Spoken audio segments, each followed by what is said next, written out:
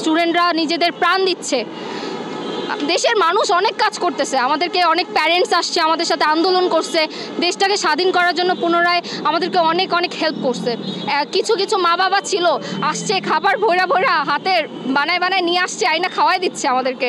রাস্তায় আমরা আন্দোলন করতেছি, ওরা আমাদের মুখে খাবার তুলে দিচ্ছে। ঠিক আছে, তো জিনিসগুলো অনেক ভালো লাগছিল। আমরা চাচ্ছি যে ওরা ট্রাফিক আইনটা ফুললি যদি মেনে চলে, ওরা যদি মেনে চলে আমাদের কাজটা অর্ধেক হয়ে যায়। সম্পূর্ণ মেন্টালিটি এটা, মানে বাঙালি মানুষ যদি একটু সচেতন হয়ে যায় তাহলে স্টুডেন্টরা যে মানে কাজটা করতেছে দেশের জন্য, ওদের জন্য জিনিসটা আরও বেশি, মানে এই জিনিসটা আরও ভালো হয়ে যায়, মানে আমাদের জন্য আরও বেশি সহজ হয়ে যায় কাজটা।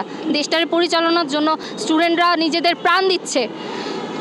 দেশের মানুষ অনেক কাজ করতেছে, আমাদেরকে অনেক প্যারেন্টস আসছে আমাদের সাথে আন্দোলন করছে, দেশটাকে স্বাধীন করার জন্য পুনরায় আমাদেরকে অনেক অনেক হেল্প করছে।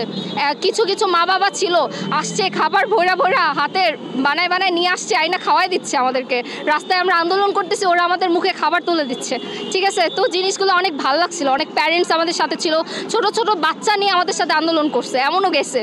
তো ওরা হচ্ছে পানি, আমাদের ড্রাই ফ্রুটস যা দিতে পারছে সবাই নিজের মানে এন্ড থেকে যতটুকু করা সম্ভব করছে।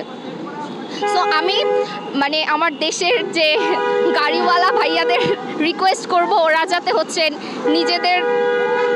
নিজেদের মানে ট্রাফিক আইনটা মেনে চলে। আর এক্স্যাক্টলি আমি একটা জিনিস বলতে চাবো, ট্রাফিক আইনটা একটা লিফলেট আকারে যদি প্রত্যেকটা গাড়িতে লাগানো হয় তাহলে একটা যাত্রী, একটা ড্রাইভার, একটা হেল্পার সবাই দেখবে এবং জানবে যে এটা হচ্ছে ট্রাফিক আইন। অনেকেই আমরা ট্রাফিক আইন জানি না, যে হেলমেট পরতে হবে এটা আমরা জানি সবাই, রাস্তায় যে ইন্ডিকেটর দিয়ে চলতে হবে এটা অনেকেই জানে না, রাস্তায় গলি মানে ঘোরার সময় যে ইন্ডিকেটরটা দিতে হয় এটা অনেকেই জানে না। আমি এখানে দাঁড়ায় দাঁড়ায় ইন্ডিকেটর দিতে বলতেছি, ওরা রং ইন্ডিকেটর দিয়ে মানে এক সাইডের ইন্ডিকেটর দিচ্ছে, যাচ্ছে আরেক সাইডে, এরকম হচ্ছে বিষয়টা।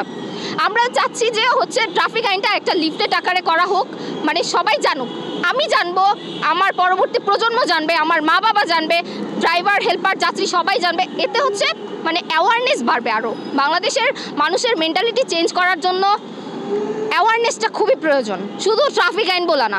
আমরা রাস্তায় হাঁটাচলা করি, ফুটপাথ দিয়ে হাঁটবো না জীবনেও, আমরা রাস্তা দিয়ে হাঁটবো, একদম নিজের বাপদাদার রাস্তা মনে করা হচ্ছে রাস্তা দিয়ে হাঁটতেছি। আমরা বলতেছি যে ভাই আপনারা ফুটপাথে হাঁটেন, বলে কি ফুটপাথের মধ্যে রেলিং দেওয়াও, হাঁটবো কোন দিক দিয়ে? আরে ভাই রেলিং তো খোলা আছে কোনো না কোনো দিক দিয়ে, ওইখানে ওঠেন। বলে যে মানে ছোট রাস্তা। আবার আরেকটা জিনিস, যেটা ফুটপাথের মধ্যে ছোট ছোট দোকান দেওয়া থাকে, যে কারণে রাস্তায় হাঁটাহাঁটি করতে হচ্ছে, লোকেদের খুবই অসুবিধা হচ্ছে। আজকে আমরা করলাম কি, বনানীতে ফুটপাথের মধ্যে যতগুলো ছোট ছোট দোকান ছিল আমরা সবগুলো এখান থেকে উঠাই দিচ্ছি। এতে মানে ওই দোকানওয়ালা ভাইয়ারা খুবই আপসেট আমাদের উপর, অফকোর্স, কিন্তু মানে লোকের চলাচলের ক্ষেত্রে আর দেশের আইন যদি মানি, সম্পূর্ণ যদি মানতে চাই, এটা খুবই দরকার ছিল। আপনারা যারা আমাদের উপর আপসেট আছেন, আপনাদের কাছে রিকোয়েস্ট, আপনারা আমাদের সাথে মানে রাগ করবেন না, আমরা আপনাদের ভালোর জন্যই করতেছি, আপনাদের পরবর্তী প্রজন্মের ভালোর জন্যই করতেছি জিনিসটা। আর আপনাদের যাদের সাথে আমরা ট্রাফিক আইন মানাইতে যায় মিস্টেক করছি বা হচ্ছে মিসআন্ডারস্ট্যান্ড হয়েছে আপনাদের সাথে, আপনারা কাইন্ডলি আমাদের ক্ষমা করবেন। কারণ অ্যাকচুয়ালি আমরা মানে সকাল থেকে কাজ করতে করতে এত পরিমাণ ফ্রাস্ট্রেটেড যে লাইক একজনের সাথে ভালো আচরণ করতে পারতেছি, আরেকজনের সাথে খারাপ আচরণ হয়ে যাচ্ছে। আপনাদের মেন্টালিটিটা একটু ঠিক করবেন, আপনাদের কাছে রিকোয়েস্ট, আপনারা ট্রাফিক আইন মেনে চলবেন। যেহেতু এখন আমরা ট্রাফিকের কাজটাই করতেছি, পরবর্তীতে অন্যান্য কাজ করব, সেক্ষেত্রে আবার ওইদিকে আমাদেরকে হেল্প করবেন, এইটাই আশা করতেছি। Thank you so much.